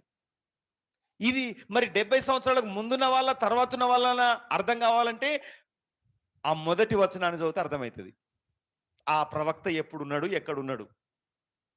పుస్తకం పేరు ఉంటుంది, మలాకి గ్రంథం ఉంటుంది, ఆ మొదటి వచనం చదివితే అర్థమవుతుంది. ఆమోసు గ్రంథం ఉంటుంది, ఆ మొదటి వచనం చదివితే అర్థమవుతుంది. జకర్యా గ్రంథం ఉంటుంది, ఆ మొదటి వచనం చదివితే అర్థమవుతుంది. ఈయన ముందున్నాడా, తర్వాత ఉన్నాడా. ఇదే పాత నిబంధన యొక్క తాళం చెయ్యి మీకు అర్థం కావాలంటే. Praise the lord. 2 చేతుల తలలు చెప్దాం, గట్టిగా చెప్దాము. ఒక్క దానియేలు 21 రోజుల ఉపవాస ప్రార్థన ఫలితముగా బంధకాలలో 70 సంవత్సరాల బానిస బ్రతుకులో నుంచి దేవుడు విడుదల చేసి తీసుకొచ్చాడు. చప్పలు కూడా దేవుని మహిమపరుస్తాం. ఈ రోజు నీ జీవితంలో కూడా కార్యాలు జరగాలంటే వాగ్దానం తెలవగానే సరిపోలేదు, వాక్యం తెలవగానే సరిపోలేదు. ఆ వాక్యాన్ని ఎత్తిపట్టి ప్రార్థన చెయ్యాలి. చేస్తారా? దాని మీద చేయబెట్టాలి, వాక్యం మీద. ఇగో ఇక్కడ నువ్వు ఇట్లా చెప్పినావు, మలాకి 4వ అధ్యాయం 2వ వచనం.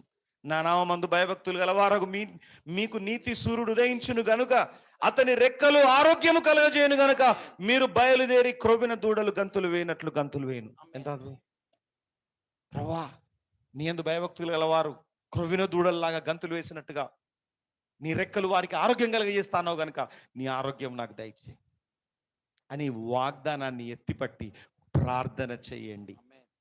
ఎప్పుడైనా వాగ్దానాన్ని ఎత్తిపట్టి ప్రార్థన చేశారా? ప్రభా, నీ లేఖనం ఇక్కడ ఈ విధంగా చెప్తుంది, ఈ లేఖనాన్ని బట్టి నా జీవితంలో కార్యం చేయండి.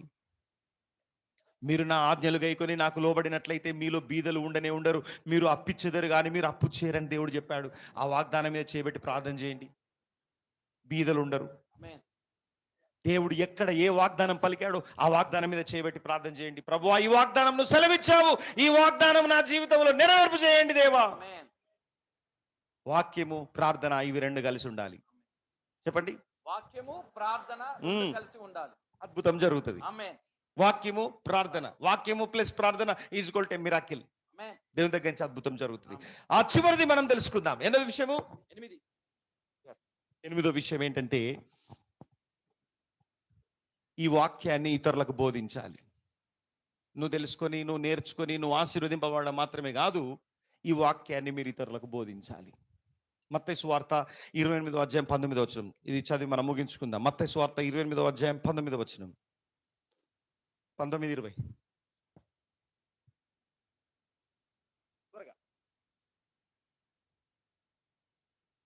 మత్తయి సువార్త ఇది నోటికి రావాలి, ఇది గ్రేట్ కమిషన్. మత్తయి సువార్త 28వ అధ్యాయము 19-20 వచనాలు. Matthew chapter 29 verse number 19 and 20. కాబట్టి మీరు వెళ్ళి సమస్త జనులను శిష్యులుగా చేయుడి, తండ్రి యొక్కయు కుమారుని యొక్కయు పరిశుద్ధాత్మ యొక్కయు నామములోనికి వారికి బాప్తిస్మమిచ్చుచు నేను మీకు ఏ ఏ సంగతులను ఆజ్ఞాపించితినో, ఇక్కడ స్టిక్ పెట్టుకోండి, నేను మీకు ఏ ఏ సంగతులను ఆజ్ఞాపించితినో వాటినన్నిటిని గైకొనవలెనని వారికి బోధించుడి. చెప్పండి అందరు చెప్పాలి. బోధించుడి. మళ్ళీ చెప్పండి, మీ పక్క వాళ్ళకి చెప్పండి, బోధించుడి. మళ్ళీ చెప్పండి, బోధించుడి. ఇది 8వది, బోధించుడి. ఏం చేయాలమ్మా? ఏం చేయాలి? నాకేం తెలుసు, నేను ఎట్లా బోధిస్తా? నాకు చదువు రాదు, నేను ఎట్లా బోధిస్తా? నువ్వేం నేర్చుకుంటున్నావో ఆ నేర్చుకున్న ఒక్క మాటనే బోధించు. నేను బోధిస్తాను. మళ్ళీ చెప్పండి అందరూ. హెబ్రీయులకు రాసిన పత్రిక 5వ అధ్యాయం తీసారా?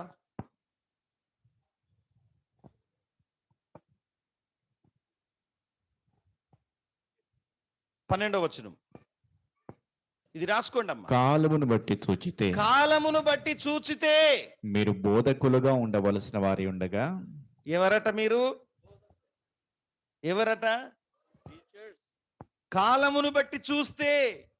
ఎన్ని సంవత్సరాలు అయిందమ్మా యేసుప్రభు నమ్ముకొని? చెప్పండి, వరుసగా చెప్పండి. ఎన్ని సంవత్సరాలు అయింది యేసుప్రభు నమ్ముకొని? యేసుప్రభుని నమ్ముకొని మారు మనసు పొంది ఎన్ని సంవత్సరాలు అయింది? వరుసగా చెప్పండి. సుమారుగా సుమారుగా. యేసుప్రభు తెలుసు, కానీ మారు మనసు పొంది రక్షణ పొంది ఆయన రాజ్యంలో అడుగుపెట్టింది ఎప్పుడు? వరుసగా చెప్పాలి. లలితమ్మ ఎన్నేళ్ళైంది? 40. ఎన్నేళ్ళైంది? 26. అమ్మ ఎన్నేళ్ళైంది మారు మనసు రక్షణ? ఎస్తేరమ్మా? ఓ ఎస్తేరమ్మ, భూమి పుట్టక ముందు పుట్టినావు. అమ్మ చెప్పు, ఎన్నేళ్ళైంది యేసుప్రభుని నమ్ముకొని? ఏ క్యాల్కులేటర్లు ఏం కొట్టకండి, అందాజగా చెప్పండి. ఎన్నేళ్ళైంది? దెబోరా 12 సంవత్సరాలు అయింది. సమీరు అయ్యా ఈ ఆటో తోలితే చాలనుకుంటాడు ఆయన. రామస్వామి వెల్డింగ్ చేసుకుంటే కూర్చుంటే చాలనుకుంటాడు ఆయన. అయ్యా నువ్వు పండ్లు అమ్ముకుంటే చాలు. విజయమ్మ జాబ్ చేసుకుంటే చాలు. 18, 5 సంవత్సరాలు, 9, ఎన్ని? 20 ఏండ్లు. వామ్మో, దేవునికి స్తోత్రం, హల్లెలూయా. ఇట్లా మిమ్మల్ని అందరినీ అడిగితే మీరు ఎప్పుడు ప్రభు దగ్గరికి వచ్చారో మీ వయస్సును చెబుతా ఉన్నారు. కాలమును బట్టి చూస్తే ఇక్కడ చెప్తా ఉంది. అంటే ఇన్ని సంవత్సరాలు అయిందంట మీరు నమ్ముకొని. మీరు ఎలా ఉండాలంట? బోధకులుగా ఉండాల్సిన వారంట. అయ్యా యేసయ్యా మమ్మల్ని క్షమించండి. కాలమును బట్టి చూచితే మీరు బోధకులుగా ఉండవలసిన వారై ఉండగా దేవోక్తులలో మొదటి మూల పాఠములను ఒకడు మీకు మరలా బోధింపవలసి వచ్చెను. మీరు పాలు త్రాగవలసిన వారే గాని బలమైన ఆహారము తినగలవారు కారు. మీరు ఇతరులకు బోధించవలసిన వారై ఉండగా మీరు ఎలా ఉన్నారు అనంటే, అక్కడేదో అద్భుతం జరుగుతుందట అంటే అటురుకుతాను, మళ్ళా ఇక్కడేదో స్వస్థత అంటే పేర్లు పెట్టి పిలుస్తానట్టు అంటే అక్కడికి పోతా ఉన్నారు. మీరే బోధించవలసిన వారై ఉన్నారు. మీరే లోకాన్ని తలక్రిందులు చేయవలసిన వారై ఉన్నారు. మీరే బూదిగంతముల వరకు సువార్త ప్రకటించవలసిన వారై ఉన్నారు. మళ్ళీ ఇంకా ఎవరెవరో కావాలి అని ఎందుకు కోరుకుంటున్నదమ్మా నీ ఆలోచన? ఇంకా పాలు తాగుతూనే ఉంటావా? బోధకులుగా కాలమును బట్టి చూస్తే 12 ఏళ్ళు అయిందంట, 10 ఏళ్ళు అయిందంట, 9 ఏళ్ళు అయిందంట, 20 ఏళ్ళు అయింది, 30 ఏళ్ళు అయింది. కాలమును బట్టి చూస్తే మీరు బోధకులుగా ఉండవలసిన వారై ఉండగా ఇంకా పాలు తాగుతున్నారు. వాడేం పాలు పోతాడో వీడేం పాలు పోతాడో అని అటు ఇటు ఉరుకుతా ఉన్నారు. మిమ్మల్ని గురించి కాదు చెప్పేది నేను. ఇట్లా ఎవరైతే బలహీనులుగా ఉన్నారో, పసిపిల్లలుగా ఉన్నారో వారి గురించి. 8వది, ఈ వాక్యాన్ని బోధించాలి. ఆమేనంటలేరు ఎవరు? నాకెందుకు ఈ బోధించుడేంది, ఇదంతేంది లొల్లి, నా పంటనేం పండించుకోక, నా వ్యాపారం నేను చేసుకోక, నా ఉద్యోగం నేను చేసుకోక. అయితే యేసు ప్రభు ఆజ్ఞ ఇచ్చాడు, మీరు వెళ్ళి సమస్త జనులను శిష్యులనుగా చేయండి. తండ్రి యొక్కయు కుమారుని యొక్కయు పరిశుద్ధాత్మ యొక్కయు నామములోనికి వారికి బాప్తిస్మం ఇచ్చుచు నేను మీకు ఏ ఏ సంగతులను ఆజ్ఞాపించి తినో అవన్నీ గైకొనవలనని వారికి బోధించండి. Teach them, teach my word. వాక్యాన్ని ఇవ్వండి. మీకు ఉచితంగా ఇచ్చాను, మీరు ఉచితంగా ఇవ్వండి. ఈ వాక్యము మీకు పొందుకోవడానికి ఖర్చు కాలేదు. Freely you have received, so freely you give to the people. ఇది ఉచితంగా మీరు పొందుకున్నారు కాబట్టి ఉచితంగా మీరు అనేక ప్రజలకు నేర్పించండి. నేను నేర్పిస్తాను దేవా, నేను బోధిస్తాను దేవా, నీ వాక్యాన్ని నేను ప్రకటిస్తాను దేవా. అనేకులకు సువార్తను ప్రకటిస్తాను, అనేకులకు వాక్యాన్ని నేర్పిస్తాను. నన్ను వాడుకో యేసయ్యా. నోరే వస్తలేదు. అమ్మా ఎన్ని రోజులైందమ్మా భోజనం చేయక? చెప్పండి, నన్ను వాడుకో యేసయ్యా. మీ డబ్బులన్నీ తీసుకుపోయి ఇవ్వమంటలేడు యేసు ప్రభు. జక్క ఇచ్చేసినట, మిమ్మల్ని ఏమి ఇవ్వమంటలేడు. ఇది నేను మీకు ఉచితంగానే ఇచ్చినా, ఇది ఉచితంగా ఇవ్వండి బిడ్డ అంటున్నాడు. ఇది జీవవాక్యము, ఇది బ్రతికించే వాక్యము. పాపములో నుంచి, శాపములో నుంచి, చీకటిలో నుంచి, నరకములో నుంచి విడిపించే శక్తిగల వాక్యాన్ని నేను మీకు ఉచితంగా ఇచ్చాను. మీరు ఉచితంగా ఇచ్చేసేయండి. దీన్ని మీరు దాచుకోవద్దు. మీరు ఇస్తా ఉంటే ఇది మీకు అభివృద్ధి అవుతుంది. ఇస్తా ఉంటే పొంగి ప్రవహిస్తుంది. ఇది ఒక చెలిమెలాగా, చెలిమెలో నుంచి నీళ్ళు వస్తూ ఉంటే, తోడుతా ఉంటే నీళ్ళు వస్తూ ఉంటాయి, తోడుతా ఉంటే మీరు తోడకుండా ఆపండి, నీళ్ళు అట్లాగే ఉంటాయి. ఈ వాక్యం దేవుడు నాకు ఇచ్చాడు, ఈ వాక్యం దేవుడు నాకు నేర్పించాడు. ఈ వాక్యాన్ని నాలోపనే ఉంచుకుంటే సరిపోదు, ఇది ఇవ్వాలి. ఇస్తే ఇంకా క్రొత్త ఊటలు, ఇస్తే ఇంకా క్రొత్త ప్రత్యక్షతలు, ఇస్తే ఇంకా క్రొత్త ఆలోచన, ఇంకా ఇస్తే క్రొత్తగా దేవుడు తన యొక్క స్వరాన్ని మనకు వినిపిస్తూ ఉంటాడు. చెప్పండి, ఎల్లప్పుడూ దేవుని వాక్యము నా నోటిలో ఉండునుగాక. నేను ఇతరులకు వాక్యాన్ని నేర్పించుదునుగాక. వాక్యం నేర్పించడానికి చదువు అవసరం లేదు. పేతురుకి ఏం చదువునది? విద్య లేని పామరులు, కానీ లోకాన్ని తలక్రిందులు చేసిండు. మొదటి సువార్త ప్రకటించింది విద్య లేని పేతురు. ఆ ఒక్క మెసేజ్తో 3000 మంది రక్షణ పొంది బాప్తిసం తీసుకున్నారు. పేతురు కొర్నేలి ఇంటిలో, కొర్నేలి ఎవరు? మామూలు వ్యక్తి కాదు, 100 మంది మీద అధికారి, ఒక ఎస్పీ లాంటి వ్యక్తి, పోలీస్ కమిషనర్ లాంటి వ్యక్తి, 100 మంది మీద అధికారి. డైరెక్ట్ వాళ్ళ ఇంట్లోకే పోయి వాక్యం చెప్పిండు. చప్పలు కూడా మాయపరుసాం. హల్లెలూయా. ఒక ఎస్పీ స్థాయిలో ఉన్నటువంటి వ్యక్తి ఇంట్లోనికి పోయి వాక్యం చెప్తే, వాక్యం చెబుతుండగానే వారందరూ పరిశుద్ధాత్మతో నింపబడ్డారు. హోలీ స్పిరిట్, హల్లెలూయా. మనల్ని దేవుడు అలా బలపరచును గాక. దేవుడు ప్రతి ఒక్కరిని వాడుకొనును గాక. కాలమును బట్టి చూస్తే మీరందరూ బోధకులుగా ఉండవలసిన వారై ఉండగా ఇంకా మీరు పాల్లాగుతూ కూర్చున్నారని సిగ్గుపడుతున్నాడు పౌలు. మీరు ఇతరులకు వాక్యం నేర్పించేవారుగా తయారు కావాలి. ఇతరులను దేవుని రాజ్యంలో నడిపించేవారుగా తయారు కావాలి. అందరం లేచి నిలబడదాం. దేవుడి మాటలు దీవించును గాక. సమృద్ధి అయిన వాక్యము ఈ విధంగా మనలో ఉంటుంది దేవుని బిడ్డలారా. హల్లెలూయా, హల్లెలూయా. అందరూ లేచి నిలబడదాం. సమృద్ధి అయిన వాక్యము నీలో నివసించాలంటే, ఈరోజు మనం నేర్చుకున్నటువంటి విషయాలలో పరిశుద్ధాత్మ దేవుడు తెలియజేశాడు. వాక్యం ఏదైతే నేర్చుకున్నావో దానికి లోబడాలి. లోబడతానయ్యా, ఏం చెప్తే అది నేను చేస్తాను. ఒకరోజు యోనాతో దేవుడు చెప్పాడు, నినివేకు పోమ్మంటే నేను పోనన్నాడు. నినివేకు పోయేవాడు తర్షీషుకు పోయాడు. పెద్ద భారీ తిమింగలమైనను మింగేసింది. తిరిగి పశ్చాత్తాపపడ్డ తర్వాత ఆ తిమింగలమైనను కక్కింది. నీవు కూడా ఈరోజు దేవుని వాక్యానికి లోబడకుండా దేవుడు ఒకటి చేయమంటే ఒకటి చేస్తున్నావు. దేవుడు ఒక రీతిగా నడుమంటే నీవు నీ ఇష్టానుసారంగా నడుస్తున్నావు. వద్దు, నీ సొంత మార్గాలు వదిలిపెట్టు దేవుని బిడ్డ. నీ సొంత ఉద్దేశాలు విడిచిపెట్టు. నీ సొంత ఆలోచనలు వదిలిపెట్టి, దేవా నీ వాక్యం ప్రకారం నేను నడుచుకుంటాను. మీ 2 చేతులు ప్రభువుకి ఎత్తి చెప్పండి. మీ 2 చేతులు ప్రభువుకి ఎత్తి చెప్పండి. నోరు తెరవండి. ఇప్పటి వరకు పరిశుద్ధాత్మ దేవుడు నీతో మాట్లాడాడు. నీ సొంత పద్ధతులు, నీ సొంత మార్గాలు విడిచిపెట్టి, నేను నీ వాక్యం ప్రకారంగా నడుచుకుంటాను దేవా. నీ వాక్యాన్ని ప్రతిరోజు నా నోటితో ఒప్పుకుంటాను దేవా. I will confess the word of God. అది మాత్రమే కాకుండా I will pray according to the word of God. వాక్యం ప్రకారంగా నేను ప్రార్థన చేస్తాను. నీ వాగ్దానాలను ఎత్తిపట్టి నేను ప్రార్థన చేస్తాను యేసయ్యా. అది మాత్రమే కాకుండా నీ వాక్యాన్ని నేర్పిస్తాను. కాలమును బట్టి చూస్తే మీరు ఇతరులకు నేర్పించవలసిన వారై ఉన్నారమ్మా. మీరు ఇతరులకు బోధించవలసిన వారై ఉన్నారు. ఇంకా పాల కోసం తిరుగుతున్నావా? ఇంకా పాలు తాగడం కోసం పరిగెడుతున్నావా? వద్దు, ఆపే. బైబిల్ ది చదువు.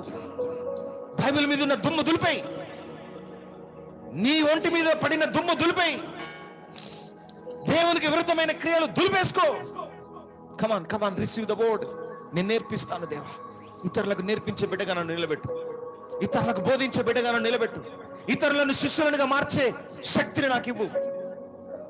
ఒక సమరయ స్త్రీ గ్రామంలోనికి పరిగెత్తుకుని వెళ్ళి అదే రోజు మాట్లాడిందమ్మా వాక్యాన్ని గురించి.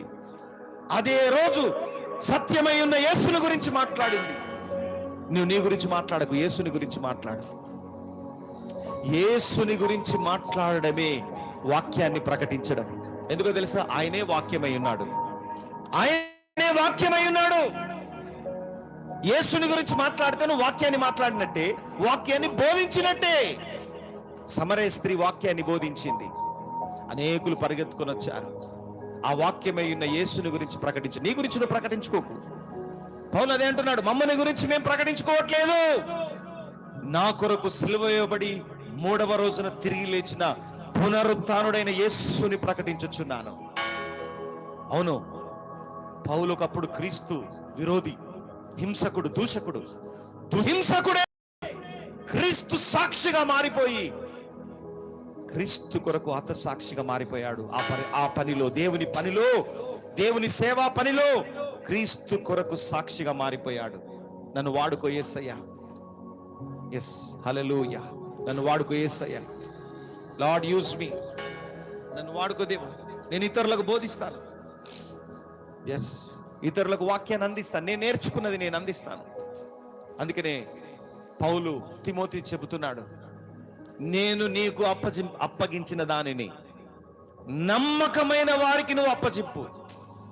నేను నీకు ఏదైతే అప్పచెప్పానో నీవు నమ్మకమైన వారికి తిరిగి దీన్ని అప్పచెప్పు. ఇది నీతోనే ఆగిపోవద్దు అమ్మా. ఈ సువార్త నీతోనే ఆగిపోవద్దు. ఈ పరిచర్య నీతోనే ఆగిపోవద్దు. నీ తరతరాలకి ఈ సువార్త వెళ్ళాలి. నీ ద్వారా అనేక ప్రాంతంలో ఉన్న ప్రజలకు వాక్యం వెళ్ళాలి. అనేకులు శిష్యులుగా మార్చబడాలి. కాలమును బట్టి చూస్తే మీరు బోధకులుగా ఉండవలసిన వారై ఉండగా ఇంకా పాలు తాగుచున్నారు అంటున్నాడు. ఇంకా ఎవరో ఇచ్చే పాలు నీకు అవసరం లేదు. ఏ సువార్థికుడో, ఏ సేవకుడో, ఏ బోధకుడో ఎక్కడి నుంచో వచ్చి ఇచ్చే పాలు నీకు అవసరం లేదు.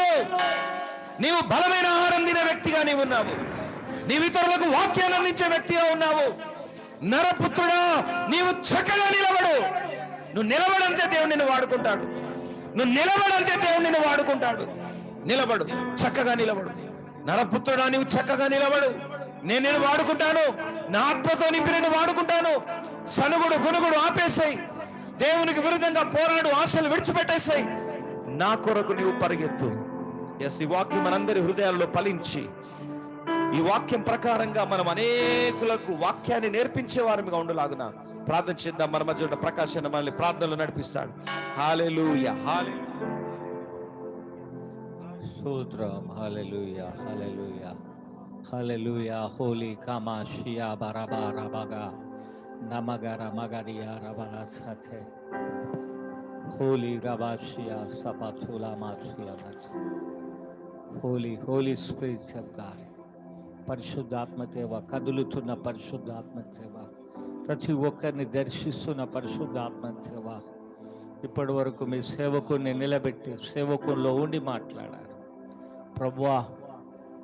వాక్యమైన యేసు, ఆ వాక్యమే శరీరధారిగా కృపా సత్య సంపూర్ణగా మన మధ్య నివసించారు. యేసయ్యా, యేసయ్యా, మీరు మాతో ఉన్నారు, మాలో ఉన్నారు, మమ్మల్ని నడిపిస్తున్న యేసయ్యా, వాక్యం ద్వారా బలపరుస్తున్న యేసయ్యా, మీకు వందనాలు ప్రభువా. మేము వినేవారిగా కాదు, మీ వాక్యానికి లోబడి జీవించేవారిగా ఉండాలి. మీ వాక్యం చాలా విలువైంది, అమూల్యమైంది ప్రభువా. ముత్యము కంటే, బంగారము కంటే, రత్నము కంటే విలువైనటువంటి వాక్యం. ఎంతో విలువైన వాక్యాన్ని మేము వింటున్నాం, కానీ వదిలిపెడుతున్నాం ప్రభువా. వాక్యాన్ని వదిలిపెట్టొద్దు. మీ వాక్యాన్ని మేము పట్టుకోవాలి. మీ వాక్యంతోనే మేము జీవించాలి. మీ వాక్యమే మాకు వెలుగైనది.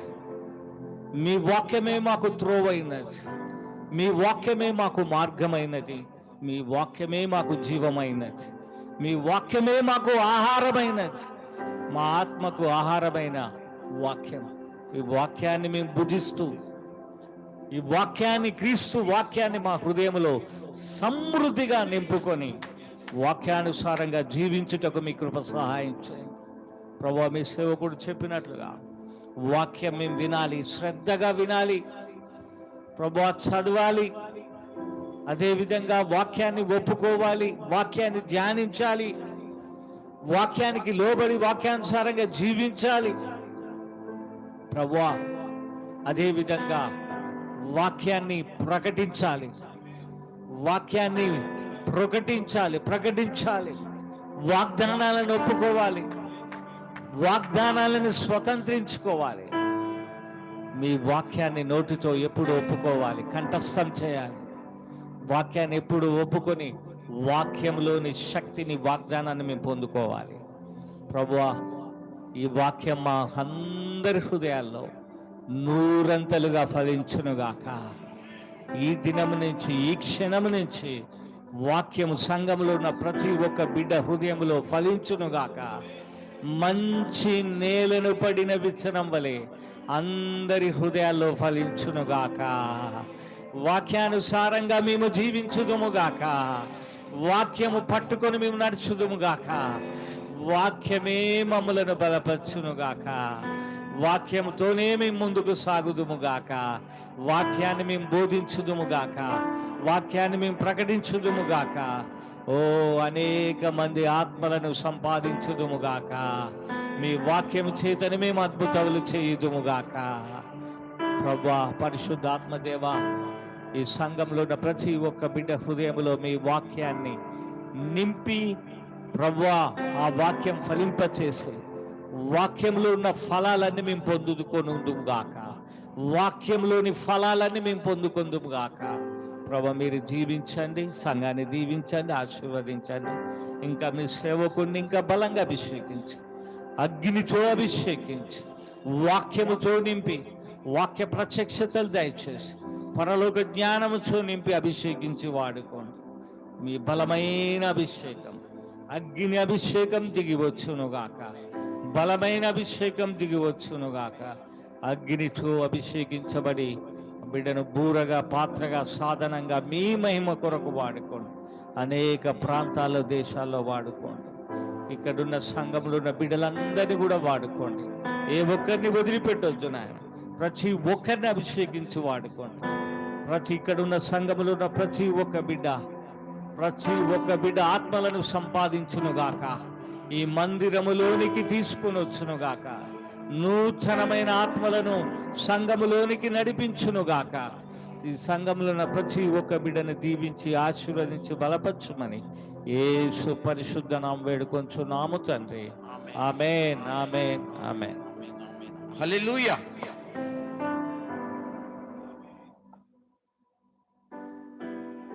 స్తోత్రం. హల్లెలూయా. అందరు దయచేసి కూర్చోండి అమ్మా.